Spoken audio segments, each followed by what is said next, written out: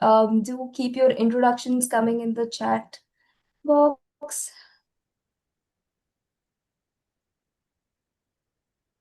Okay, great. Hi, Swati. Thank you for joining us. Hi, Gopal. Okay, good to know that you're curious about this topic. We have a lot to discuss. Hi, Rina. Thank you for being here.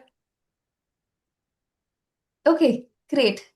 Great. So it's amazing to have all of you here, and we are also live on LinkedIn and YouTube. And I'm sure a lot more participants will be from all over the country will be joining us this evening. A warm welcome to every one of you. Let me quickly introduce myself. My name is Ananya. I would be hosting the session on behalf of Simplilearn. We have a very, very informative session planned with a fantastic panel, so please to stay tuned. Um, Before we get into the core topic, we have a few ground rules for the session that we request everyone to follow. Number one, please drop any questions you have in the Q&A box and not in the chat box. We might keep getting a lot of messages in the chat box, so we might end up missing yours. So please use the Q&A box effectively. We will try to answer all your queries during the session or at the dedicated Q&A that we have planned at the end of the session. Secondly, avoid sharing any external links or personal details on the chat box, and please keep the conversations only relevant to the topic. If we find any untoward messages, then we might be, we might have to delete it. And finally, if you would like an attendance or a participation certificate for being part of this webinar, please stay tuned in the session till the end and give us your full name in the poll that we will be launching at the end of the webinar. So here's a very quick rundown of how the next 1 hour is going to flow. We'll start by understanding the digital governance movement, and we are in right now in India and globally. From there, we'll move into the career opportunity, the roles emerging, the salaries, and who's actively hiring.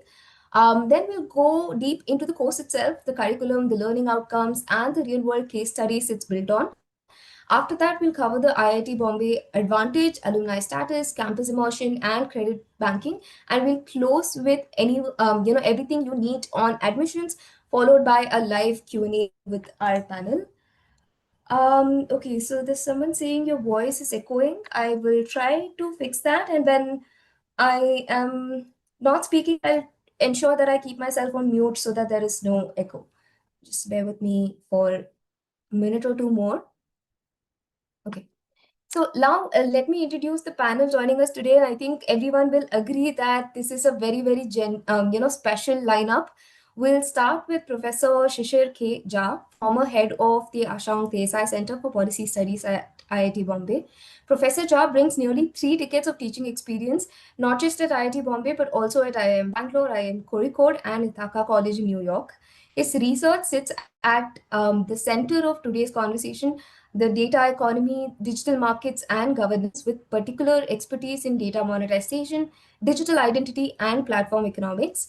He's also the national lead for Creative Commons India, a role he's held since 2007. Next, we have Professor Anupam Guha, also from the Ashang Desai Center for Policy Studies. Professor Guha's work focuses on AI policy, and the dynamics between AI and labor, and he brings a very strong technical foundation to that work. He holds a PhD in computer science from the University of Maryland and was formerly a senior researcher at Comcast Research, working across machine learning, NLP, and AI systems. So that makes of deep technical grounding and policy focus is exactly the kind of cross-disciplinary fluency that this course is also built on. Joining them is also Professor Sandeep Oberoi, adjunct faculty at the Ashang Desai Center for Policy Studies. Professor Oberoi brings over 36 years of experience across industry, research, and entrepreneurship. He previously served as the global head of the cybersecurity business unit at Tata Consultancy Services and has led cybersecurity efforts for major Government of India projects. He also holds a PhD in computer science from IIT Bombay. And finally, we have with us Professor Santosh Noronha from the Department of Chemical Engineering at IIT Bombay. Professor Noronha brings multidisciplinary expertise across bioprocess engineering, health tech, and edtech. He leads national scale initiatives like virtual labs, a Ministry of Education ICT project, and serves as professor in charge at the Tata Center for Technology and Design. His research spans health data, data science, and technology deployment. So, as you can see, this is a panel that spans policy, AI, cybersecurity, and engineering. And honestly, that range is exactly what makes a conversation on AI and regulation really worth having. Professors, it is an absolute honor to have you all here and deliver this webinar with such an esteemed panel. A warm welcome to all of you. I will be handing over to you in a short while. But if there's anything that you'd like to say to welcome our audiences or add on to that introduction, please do. No, thank you for that. And we welcome everybody for this discussion. And as we go along, we'll try and answer the questions. Thank you again. Thank you, Professor Shishir. Great. Okay, so next we also have with us today a guest speaker representing educational outreach, IIT Bombay, Dr. Satadru Chakrabarti. Dr. Chakrabarti spearheads design, launch, delivery, and delivery of certificate and EPG courses in IEOR. He's a senior program manager at Educational Outreach, IIT Bombay. With a PhD in chemical engineering, he blends data-driven process improvements with compelling science communication to deliver high-impact learning experiences. Dr. Chakrabarti, it is great to have you here. It will be great if you can, kick off the session by telling us all about educational outreach, IIT Bombay. Thanks, Ananya, for the introduction, and a very warm welcome to one and all who have joined this webinar. This is actually a very special program that we are launching from IIT Bombay. So I'll start off by giving a very brief overview of what the educational outreach is at IIT Bombay. So the primary mandate of the Educational Outreach Office here at IIT Bombay is to democratize the access of high quality education all across India and even beyond. And in that regard, we, design, co-create programs and courses which are relevant to today's day and age, encompassing any number of domains, be it technical, managerial, cutting edge frontier areas which are up and coming these days. So when we talk about programs, what kind of programs the outreach office at IIT Bombay offers, our flagship programs are the postgraduate diplomas. And this program is an postgraduate diploma where the educational outreach has collaborated with the Ashank Desai Center for Policy Studies at IIT Bombay to, launch this diploma program, and Simplilearn, who's our partner in this program as well. We also have corporate training programs where corporates and government organizations, reach out to IIT Bombay, and we reach out to them to understand what their training and upskilling needs are, and design and develop a program around those requirements. We have open programs as well. Open programs are open to one and all, provided they satisfy certain eligibility criterias. There are some ongoing open programs, for example, generative AI, cybersecurity programs. So we are slowly and steadily scaling up the number of programs that we also offer. And there are GYAN courses, the NPTEL courses. These are also under the umbrella of the educational outreach. So this is about it, and I mean, we are very, very excited to launch this program. This has been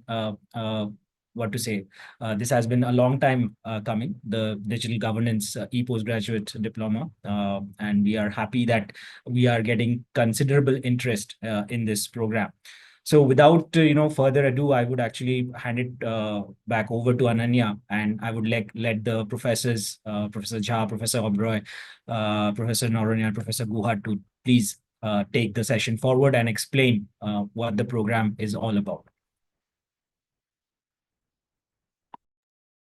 Thank you so much, Dr. Chakrabarti. I think that was a great outline on all that educational outreach is doing and offering to interested learners. And like you said, we are very excited to launch this course. So a little sort of like a preview on what this course entails. So the postgraduate diploma in digital governance is built for professionals who want to lead at the intersection of technology, law, and policy. And that word intersection matters because the goal isn't, just to teach you the rules. It's to build the cross-disciplinary fluency to actually govern data, govern AI and digital infrastructure. Lot more than just complying with all what's already written down. So it's a 24-month program delivered live, online, and interactively with up to 36 IIT Bombay credits through the Academic Bank of Credits, plus an IIT Bombay diploma and alumni status. We will be deep diving into all of the details of the course a little later.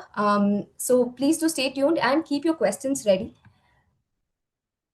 Great. Okay. So we're going to start with this. Start the core topic with this particular number, $317 million. So India's AI governance market alone is projected to reach $317 million by 2033, which is in just about 7 years. And the broader e-governance market is expected to hit $5.5 billion by 2035. So what this projection establishes is that digital governance is not a small emerging niche anymore. It's a market that's scaling and scaling very, very fast. So this should ideally be a very positive thing, right? But no, and here's why. There's a huge tension at the heart of all this, a huge gap. Our digital economy is scaling at a pace that is outrunning its governance frameworks.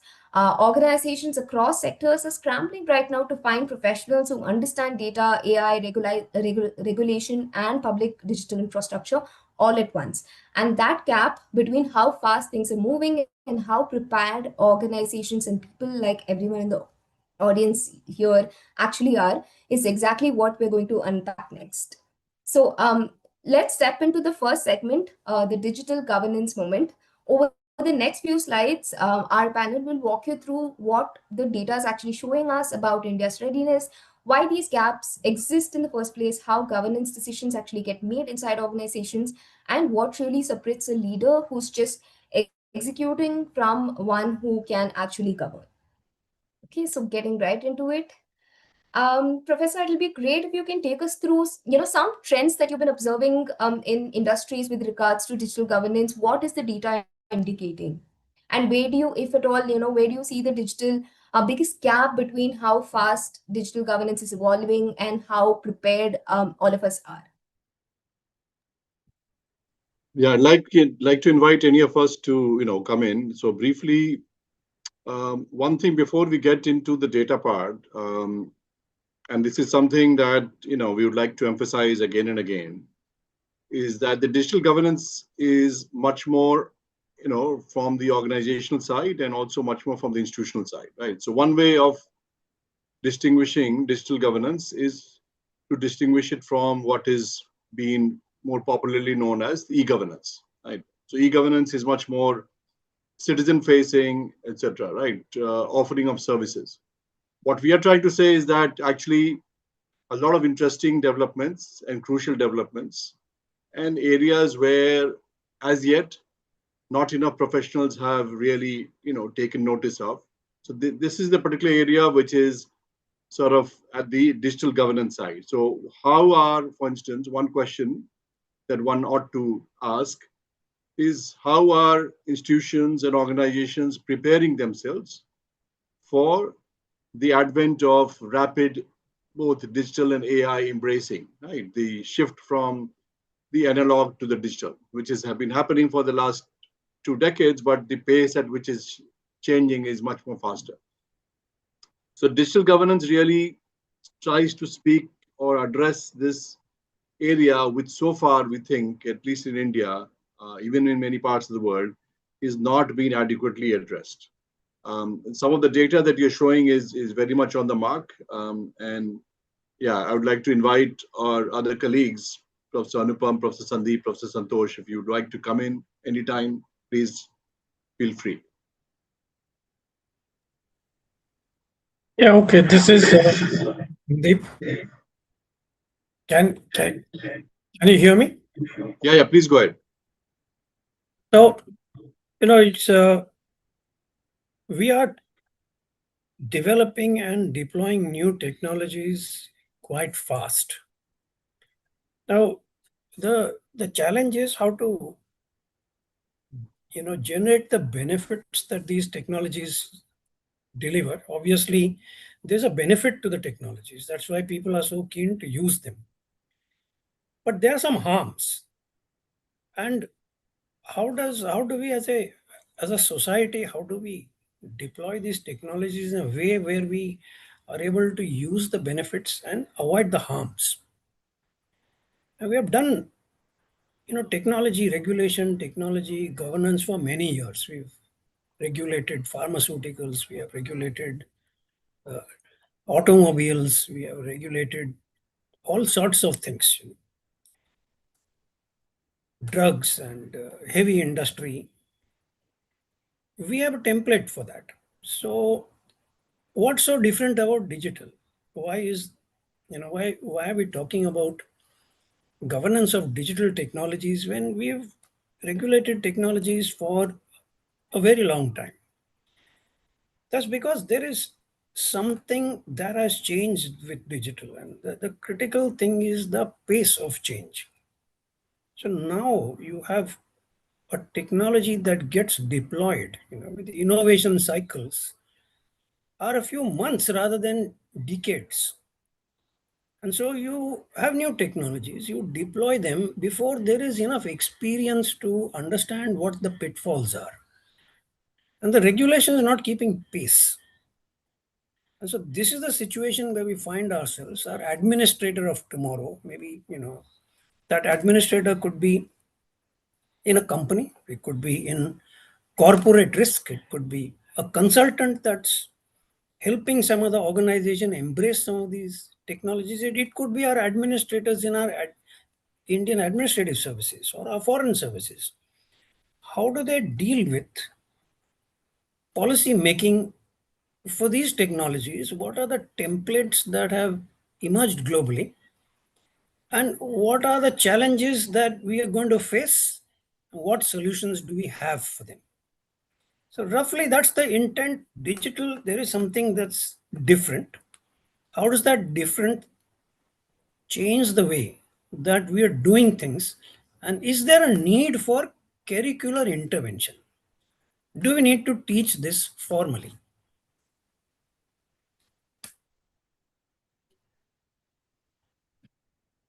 Yeah. Thank you, Professor Sandeep. Yeah, Professor Anupam, you had something you. Yeah, I was just making a very small point that um, right now in the country, and this is vital to understand why we are floating this, there is a very measurable distance between um, technology which is being deployed and the infrastructure companies have, which can adapt to or even fulfill the very basic requirements which either these technologies create or the regulation around these technologies create. And in many cases, the regulations are not even there, but we have a pretty decent idea that what the future shape of those regulations would be like. So, for example, the slide talks about the DPDP Act.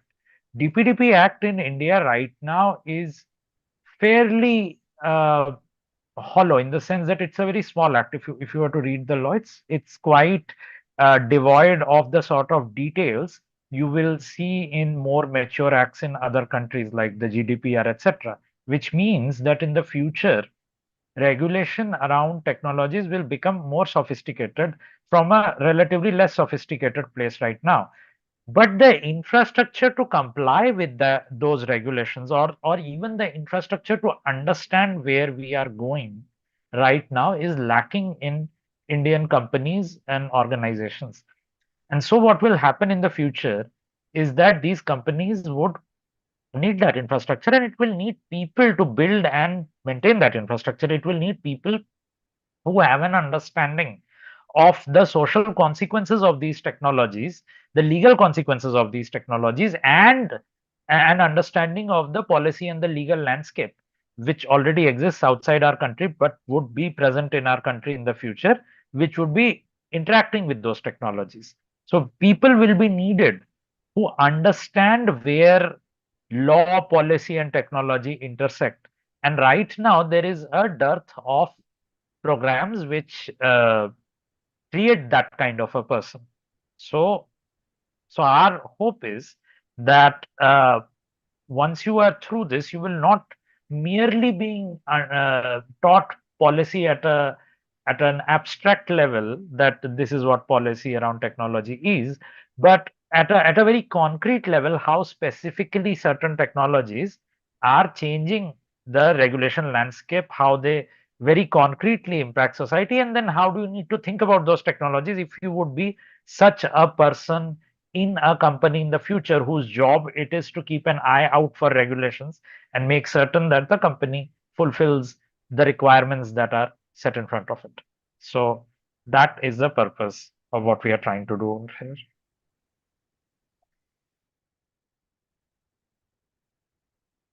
Yeah, please go ahead, Ananya. Yes.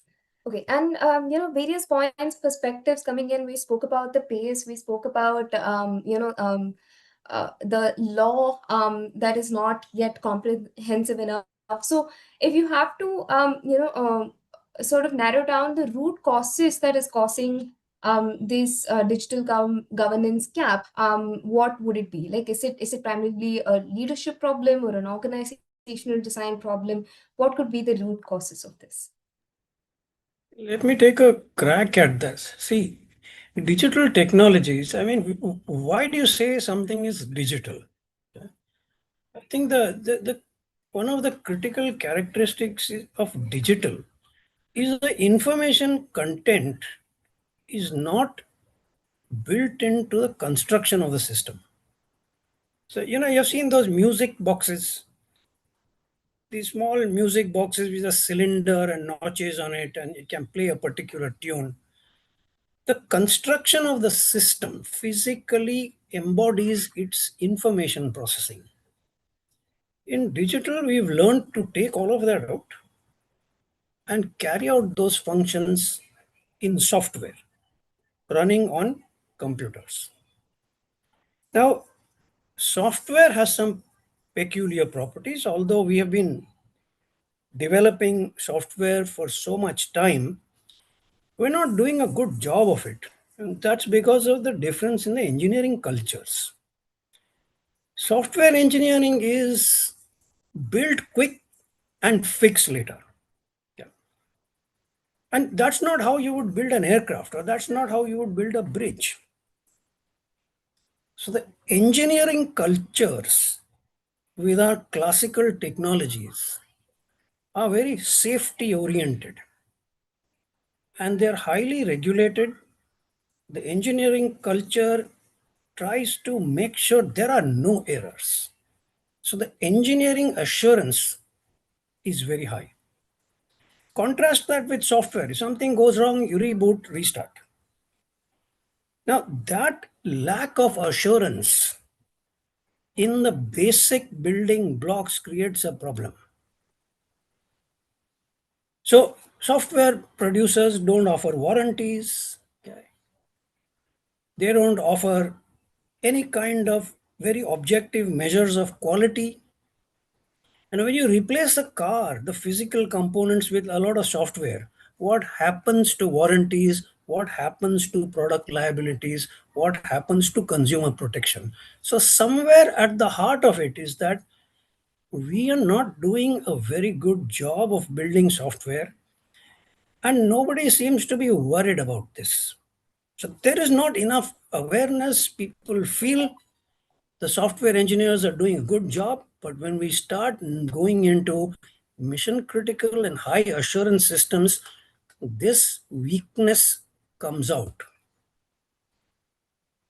And that's at the heart of many of the tough questions related to governance. Our legal systems are not designed to work like that.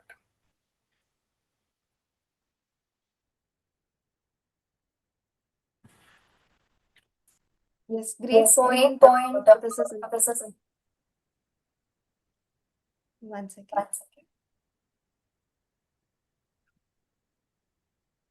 Yes. Thank you, Professor Sandeep, for that perspective, because I mean, the fact that there is no enough awareness about this issue, I think perfectly establish the foundation of the need for such a course as well. So let me zoom out a little bit and talk about how this governance leadership, how governance decisions are made. So if you can take us through how do organizations typically decide which frameworks to prioritize, how government governance decisions can be made, that would be great.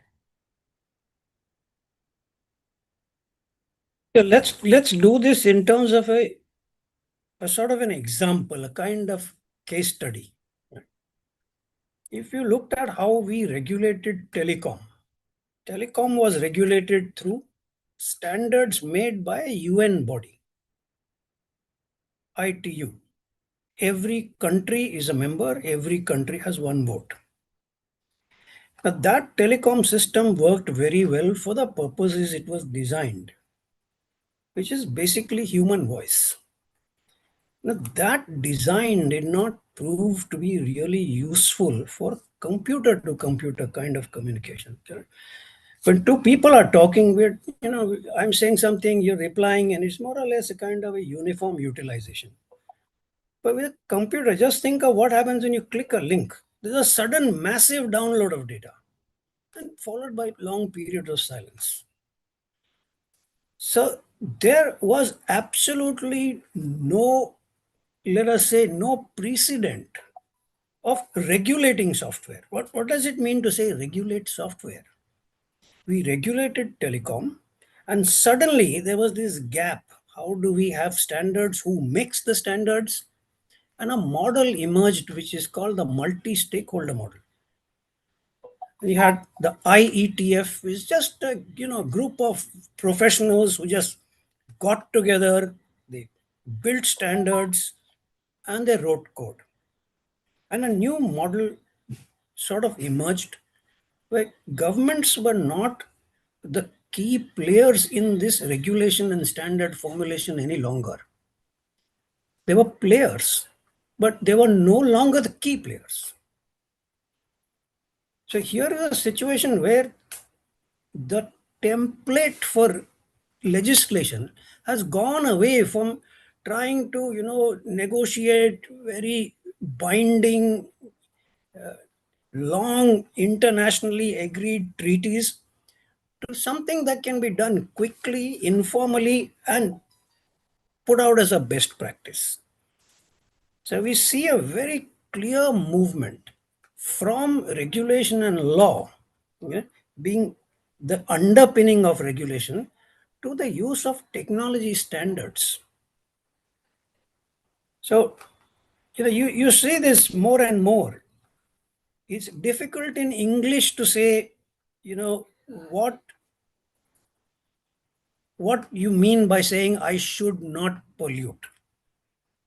If you reduce it to an emission standard, then my car does not pollute.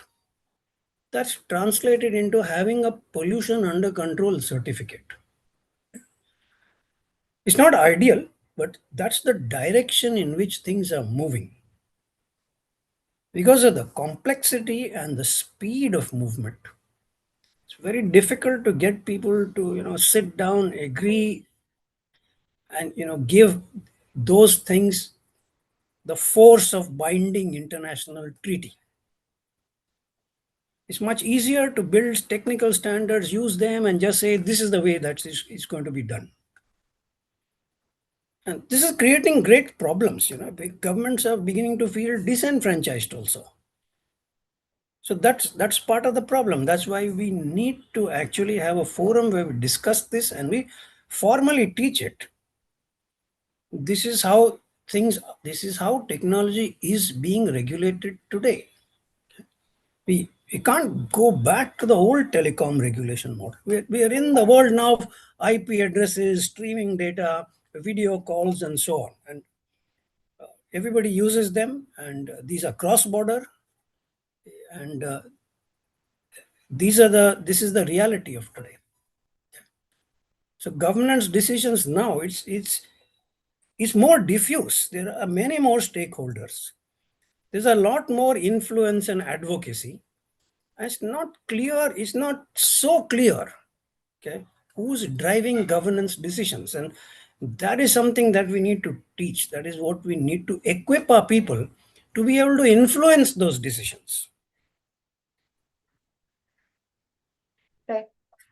Absolutely. Thank you for that perspective. So now that, like, we've understood the we've gotten a strong sense of the problem, the gap, with the whole digital governance sector, it would be also great to talk about the opportunities on the other side of it. So in this next segment, we look at the specific roles that are emerging in digital governance right now. What exactly who's hiring for them, from GCCs to consulting firms to BFSI to government bodies. So we'll get right into that.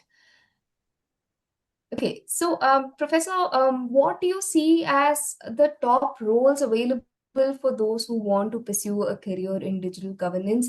And how do you see these roles evolving over the next few years as regulations, keep maturing? Yeah, Professor Santosh, I can also just briefly mention. Hello, can you hear me? Yeah, I Yeah, can. Yeah. yeah.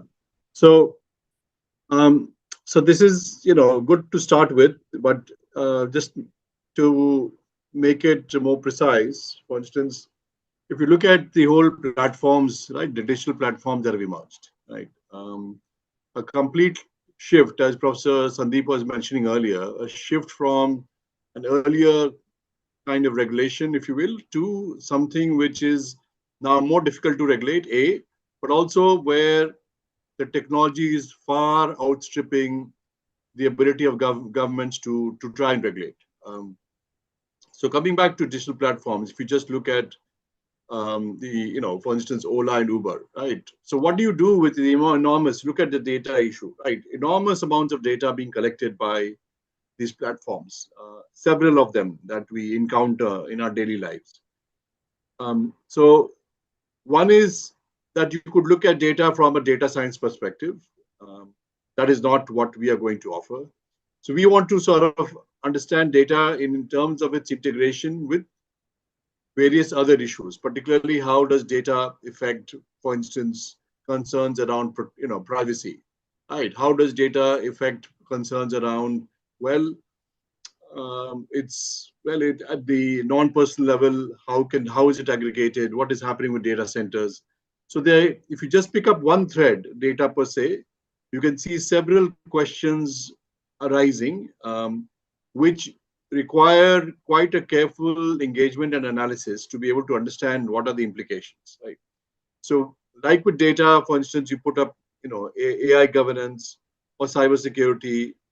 So each one of these, we are at that moment where each of these require a more careful consideration in terms of how institutions, organizations are really trying to grapple with it. And given that the DPDP Act has come in recently, it is even a greater challenge, a bigger challenge to be able to understand this. Right? So we want to offer through this program, through the EPGD, we really want to offer our insights, our understanding, so that people can grapple with this better as they complete the program. Professor Santosh, any Yeah, I'll thoughts? add to that. And that is to point out that in addition to what are clearly corporate type profiles, there is a need in the government for people trained in these areas to come in as consultants. And that stems from the fact that most administrative staff across the various states in the country do not have the bandwidth to take on aspects of decision making which are data informed. There's already a reliance on consultants, but now consultants who are savvy with what's going on with best governance practices, with where the field as a whole is going in terms of regulation, come in and architect good systems. And in fact, in some cases, even pivoted to being implementation agents on the ground via think tanks, via entities such as Deloitte, KPMG, and so on, and also via universities such as IIT Bombay itself. We're looking at states such as Meghalaya and Uttarakhand already asking us to train and send across people with such profiles who will directly advise secretaries in various departments. And then that's where this aspect of a systematic curriculum training people in all aspects of what should be learned from the core theory of what should happen with best practices in governance to how do you essentially help certain programs in various governments transition from analog ways of doing things to a new way. So how do you handle transitions without, again, harming citizens? These are all challenges. And so there is this element of collectively understanding what the challenges are in a country as diverse as India. As a single solution probably will not apply across the entire country. For example, in sectors such as health, which are state subjects, which there must be best practices with some tailoring to the situation on the ground, and then cadre of person who is capable of understanding all of these issues and turning into an implementation agent. Yeah, let me also mention that, government itself, in terms of, people who are in the civil services, etc., they themselves need to grapple with some of these issues that arise very, very, very simply. Yeah? We think of data as being an asset, but when it comes to valuing it, we don't have methods as good as for other assets. So, just an example: if somebody has your phone and says, "Okay, I'm going to hit the factory reset button," how much are you going to pay me to stop me from doing that? Okay. If it's a new phone or if it's a phone with no data in it, the answer is simple. You'll have a quick way. You'll estimate what the value of that is, and if the ask is much more than that, you won't do it. But just think about, if it's your own phone with all the data that's in it, how much are you willing to pay to prevent somebody from hitting that reset button? And while this kind of question is being forced upon you when you maybe are hit by a ransomware attack, it's a more fundamental question. How do we budget to maintain or to protect IT systems? So do IT systems, does software data, does this depreciate with over time, or does it somehow appreciate? And today's accounting practices uh, are absolutely, no practices exist. So a part of this course is also to, get people who need to do these things. Okay? How long, for example, do we want our GST or income tax or passport systems to run? How long do we want the software to last? We can talk about how long the servers will last, the networking, but your data and your software, okay, how do I value it? How do I do this objectively so that I can, set aside budgets to renew it, to protect it, support it? And we know that these are being underfunded, right? Critical systems are being underfunded because we don't have methods that our current accountants and auditors accept as being objective valuations. So there's a whole bunch of, it looks very mundane, okay? But if you don't address this, you are not able to roll out this technology on a large scale. And every organization, every size ultimately will have to come to grips with this.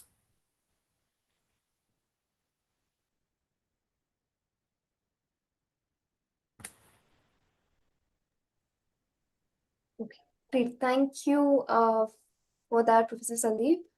So we've covered, we've discussed about the digital governance movement and the opportunity. So let's go inside the course itself. So in this segment, we look at what actually makes this IIT Bombay's EPGD in digital governance different from typical compliance training, how the learning path is built from induction through to electives, and the real world case studies the course is grounded in.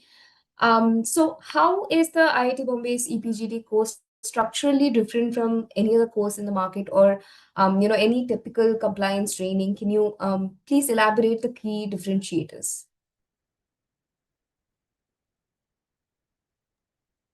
So, given that the time is also slipping away, so I think, along with Simplilearn and our own educational outreach office, we looked at programs across the country. And what we found is that there is some attention being given to digital issues, but they're coming at it from a different perspective, or much more from, say, as I mentioned earlier, either a technical perspective or a management perspective. Now, those are fine. In itself, it is fine to address digital from either management or technical. But what we have to offer, as our colleagues have also been saying, is that there is a certain very interesting space being created at the intersection of law, technology, and concerns around the market, etc., development. So our program is pitching itself at this space where uh, organizations, institutions are finding themselves not prepared enough to be able to take this journey. Right? What is it? So, in other words, what is required for companies, firms, organizations, institutions to be able to understand what is at stake, right, to take on this journey for engage in digital governance. So this is not really offered in this way, the way we have created the program. It's not offered at any other place in India. And I think there is a unique space that we are creating, and I think it should be exciting for those who intend to join us. Yeah. Thank you, Professor, uh, for that outline. And I know we have about 15 minutes in the session, but it would be great to also discuss more on the curriculum, the modules, and what the whole learning path is going to look like from induction through the electives, and how all of these come together to shape a well-grounded governance professional. So if anyone can take us through that, would be great.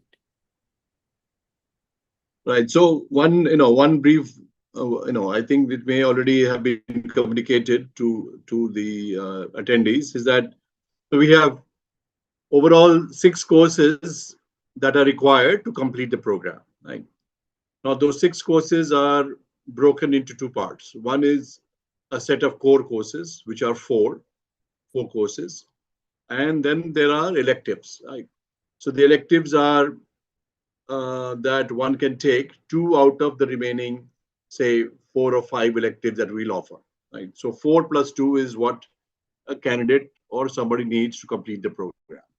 The 4 core courses will be offered over, a sort of a sequence of 3 semesters. If you take, for instance, then let me just walk you through this. If you take 2 courses per semester, which is doable, perhaps, right? So you will be able to complete, the 6 courses in 3 semesters. Right? You could take, there's flexibility within IIT to take an extra semester to complete the coursework, but somebody who would like to complete it in 3 semesters is very much possible. Right? You could take the 4th semester also. So we have, as we said, core courses, which are mentioned here, the digital data flow and data management, which is much more about the concerns around how data moves, etc., through systems and the frameworks are used for that. There is another core course on algorithms, AI, and policy that that will also be offered. It examines, as mentioned there, how AI systems make decisions, etc., and the policy tools needed to make those decisions. The other core courses are on legislation and regulation of digital technology and the risk management and security. And then the electives that are mentioned here will be, say, governance of digital technology, basically more particularly around the governance issue, specifically of digital tech. How can the digital technology be leveraged to offer, for instance, in the health area or in transport or mobility? How do you leverage the digital technology? I'm going a little quickly, but other colleagues can also please come in. Global development of fintech is another elective course, and digital policy making and economic implications, along with the emergence of health tech. So these are electives that one can choose from. And so, yeah, essentially, to repeat what I said earlier, 4 core courses plus 2 to be offered from a list of other electives. Right? Yeah, Professor Sandeep, Professor Santosh, anything you'd like to add? Please go ahead. Professor Anupam. Okay, we can move ahead.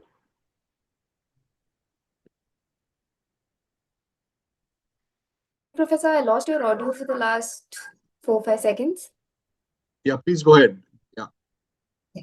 Right. Okay. So we have, very good understanding of the curriculum and the learning path now. If we can also, quickly talk about the case studies, so the kind of practical work that would be part of the whole learning experience, that would be great because, a lot of the audiences here might be interested in understanding how the case studies are, designed, how they work. And I understand from the program, introduction that it has like both Indian specific and global case studies. So if you could just outline that. Yeah, any of you would like to mention?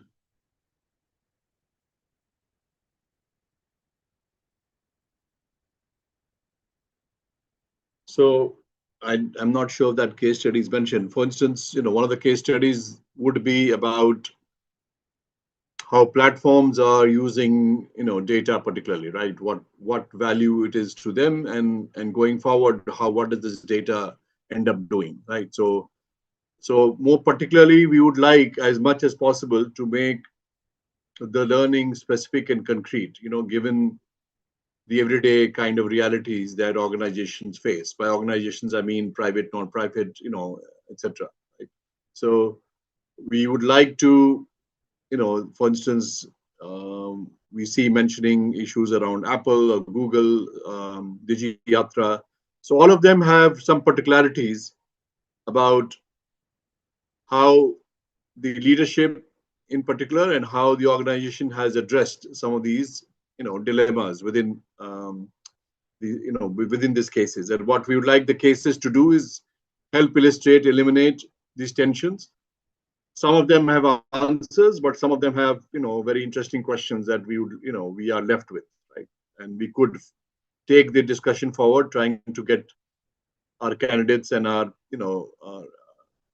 the people enrolled to be able to think more think more critically about what do these questions really suggest, right? So the cases are much more illustrative, but they also tell us insightful sort of stories about what organizations are facing at this present moment.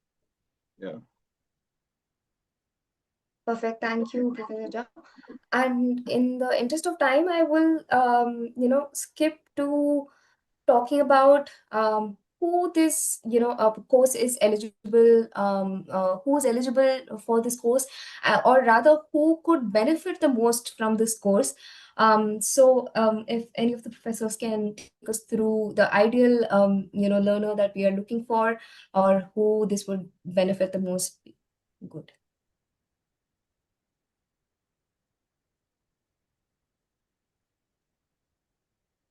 So I'll reiterate what I said earlier. This is mostly mid-career in both corporate, but also in think tanks and potentially aiming to function as consultants in various government departments. I think there is a need to start integrating a range of concepts across engineering, technology, and policy, and to create somebody who's able to comfortably go back and forth and design systems for the future with citizens in mind, but for ultimately for big corporates and governments is where we are going with this.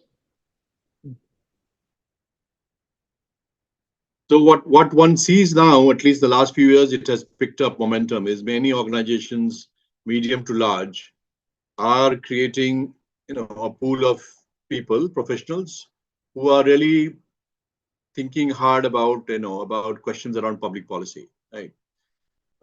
Because public policy has, well, at least we would like to say, has a lot of technological components coming in, and not just technology, more specifically digital technology. Right?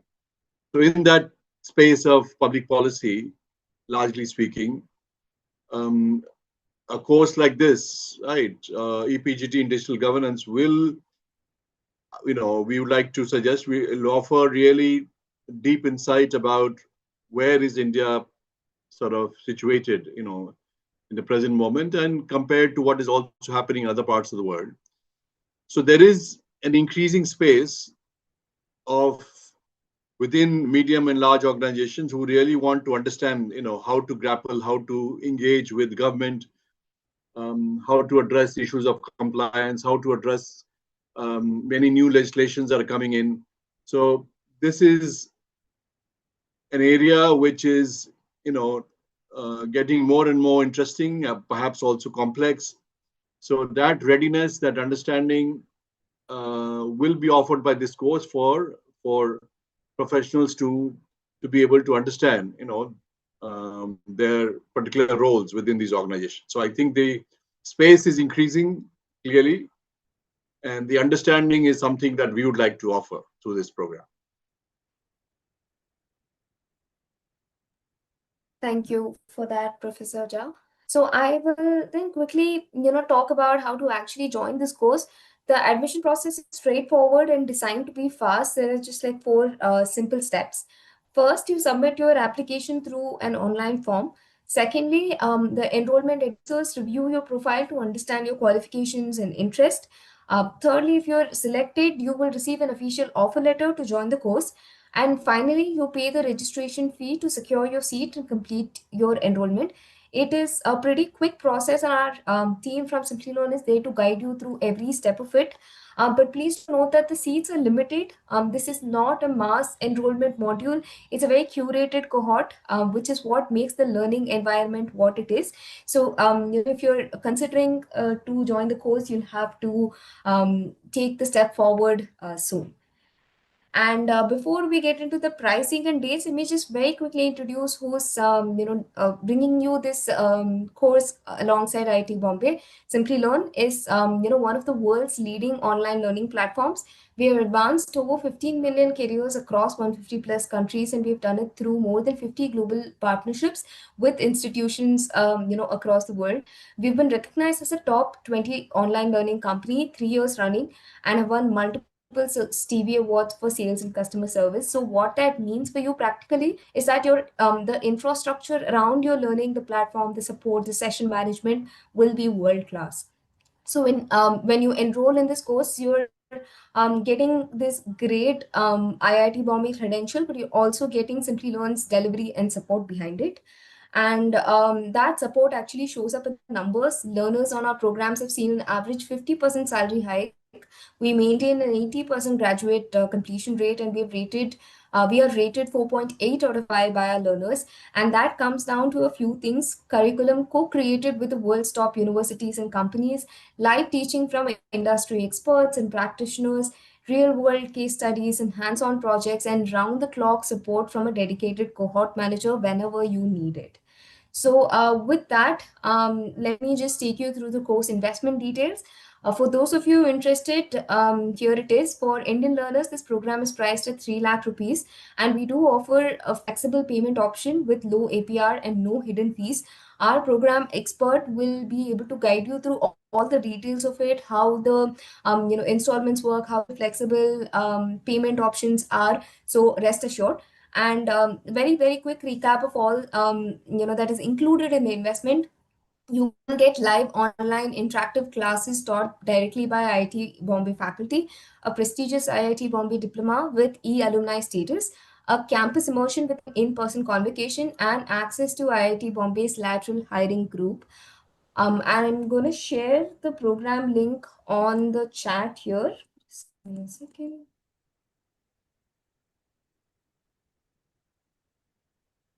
Okay. So there's a question about evaluation. We could get to that sometime. Yes. Yeah. And also, Yes. there's another question in the chat, I think, some query. Yes, Professor. I'll get to that. Okay, so I have shared the link for the program. So please do go through the details, download the syllabus, and make a smart decision to take this further. And you can also scan this QR code, download the curriculum, and explore more about the program. And about the next cohort, it is starting on the 8th of August. next month. So applications will be closing on 14th of July because there's an induction planned on the 30th of this month. So if this is something that you are considering, I'd encourage you not to wait. That window is closing soon. So with that, I'm gonna launch a poll to take your interest in enrolling in the program. It will be a simple yes or no poll. So you can just click on the option that you would be able to see on the screen.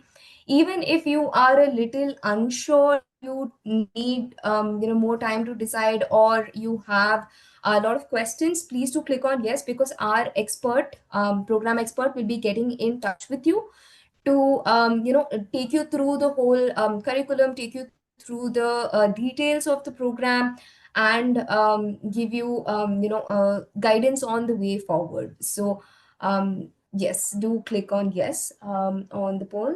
And right, so I'll have the poll on for a little while, and meanwhile we can look at the question that has come in. Right, how is the course evaluation done? Like, is it through exams, assignments, or does the course include any project or dissertation, Professor? Yeah, so good question. So um, the courses, 6 courses will have, the faculty will have some variation in, the way that they'll conduct the exam part, but all courses will have an end-term exam. And that's, that by IIT regulations, it is, essential to have the end-term exam. And I'm told, and, Satadru can correct me here, is that the exam dates for each semester will be decided, and you are expected to come to IIT Bombay for that. Is that right, Siddharth? That's correct, Professor Jha. So as the courses run, in due course of time, we will announce through Simplilearn, of course, when the end semester dates would be. There will be evaluation components other than the end semester, but the end semester has to be physically proctored, and we will host the learners at IIT Bombay campus. So all this will be conveyed to the learners well in advance. That is, but it's mandatory for participants to sit for the end term exam. There is no way around it. Right. And so other than end term, there will be, depending on individual faculty, there will be likely be assignments or, maybe quizzes, etc. So there will be, certainly a set of other exams in between. Right? It could be, as I said, a midterm assignment or some other kinds of quiz, etc. in class, right? So that's a mix that we leave it into individual faculty. Yeah. Right. And there is some query, Yes, I think, around. Sorry. So the class schedule will be on weekend. So Saturday and Sunday. The precise day, the timing of that will be mentioned as soon as possible. So yeah, so weekend, the answer is weekend, mostly, weekend morning, right? Or, the class should complete likely by 2 or 3 p.m. at the most. yes. Thank you, Professor. And there's someone who said that there is they're trying to register and it is asking for qualification or experience. It's not asking for qualification or experience. Jamie Fonseca, thank you for pointing that out. We will get in touch with you personally and get all the details. Not sure, maybe it's some technical issue, but we will our expert will get in touch with you and help you through the process forward. And we have a question from someone who has 20 years of telecom regulatory background. So what is like the, how, what kind of average experience are we, are the participants expected to have? Yeah, it's a good question. So we expect, although we mentioned, in the invitation, we mentioned 5 to 8 years, but we expect that people will have more years of experience. And telecom is really one of the prime candidates in terms of sectors where a lot of digital shift is happening. So two parts to the answer. One is that the average experience of participant should be my sense. I don't have the sort of candidates experience right in front of me, but it should be above 10 years, or roughly 8 to 10 years or more. Satadru, you can come in if you will. And telecom is really one of the areas that we really would like to see more participants coming in from. Thank you. Okay, thank you. And maybe this last question we can take, Professor. We've gotten this on one of our social media platforms, and with this last question, we can move on to wrapping up the session. So, how does this diploma compare to international governance certifications like CIPP or CGRC that a lot of us in the field might already be holding or might be considering? Okay. Anyone would like to take that? Yeah, let me just mention that. See, many of these governance certifications are kind of like, they're professional certifications that deal with something. Over here, so we are really looking at the policy questions that around all of these new technologies. So, what does it mean in terms of policy? A policy maker tomorrow does not only have to deal with the subject matter. There is a capacity building. If you look at the macro picture, it's not only these individuals that need to be trained in digital governance. Your police needs to be trained. Okay? Your law enforcement needs to be trained. Your lawyers have to sort of understand things. Your technologists have to start learning. This is a macro governance problem, and there are theoretical underpinnings that are required because the people that go out of this course are not necessarily going to just use this, okay, as a sort of an applied thing in their jobs. It is an overall upgradation because we are living in a society that's changing. And there are some principles which we now think that we can teach. It's not only about certain specific skills that you need, for example, in the GRC area.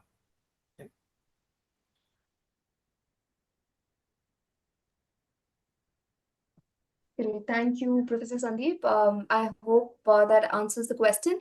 So, for all of you watching us on YouTube and LinkedIn, if you are interested in enrolling in the program, all you have to do is comment yes, and we will reach out to you and take the conversation forward. So, we have gotten quite a bit of interest to enroll in the program. So, I'm going to end the poll now, and if anyone is looking to receive a certificate of participation for this webinar, please do fill your full name in the poll that I've launched and submit the answer. We would be generating the certificate and sharing with you on email within the next 48 working hours.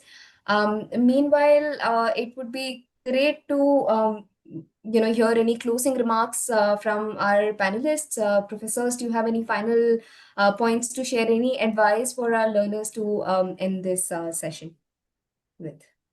Yeah. So thank you, Ananya. I think I appreciate your taking out your time, and you conducted it very well. Thank you for that. We are really, as Satadru was mentioning, that the whole program went through several layers of assessment, etc., within IIT, which is normally the case, but that requires that each level there's rigor and questions asked about how the courses will be taught, etc. So that process happened over at least last year and a half. So we really are in many ways excited, and I would say very prepared to offer this. I'm glad that the educational outreach office is sort of managing this very well, and we are very keen that we have as many of you join us and become the ambassadors, if you will, right, of the program going forward. So thank you once again for joining today, and thank you Simplilearn and the Education Outreach Office. If anybody else would like to say something, please go ahead. Yeah, just very briefly. See, at IIT Bombay itself, in the past 3 years, this is just to show you the pace at which change takes place.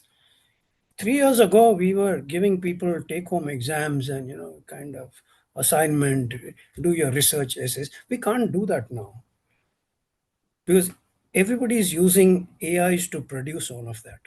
So in this short period of time, okay, as faculty members, we faced with this governance question as to now, how do we give assignments to our students? Okay? And this happens really quickly. Okay?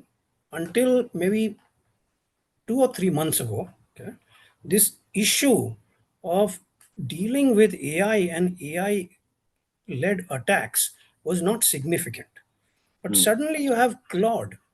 Okay? Claude comes out, with their Claude mythos. And suddenly everybody realizes that now we are imminently faced with a massive cybersecurity problem. So everybody is scrambling, right? It's the CERT-in is scrambling, issuing advisories. The boards of all kinds of organizations are saying, do we need an AI governance strategy? So all of that is happening pretty rapidly. And there is a sense of urgency to this now. You can feel it. So that urgency is something that is being acutely felt, let me tell you, at the level of the boards of all kinds of companies. And we have reverted to holding in-class assignments. Get people in front of you, give them a piece of paper and pen, make them do the assignments there. So these are real everyday challenges.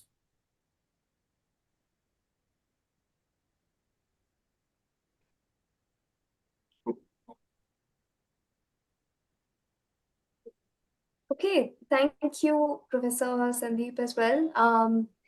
Okay, so with that, we're wrapping up the session. If anyone has any questions that we were, that was not brought to this, panel, you can always reach out to us at webinars@simplilearn.net, and we would be happy to, help you with any guidance that you require. Professors, thank you so much for your guidance and sharing your knowledge. It has been a real pleasure hosting you and delivering this session with all of you.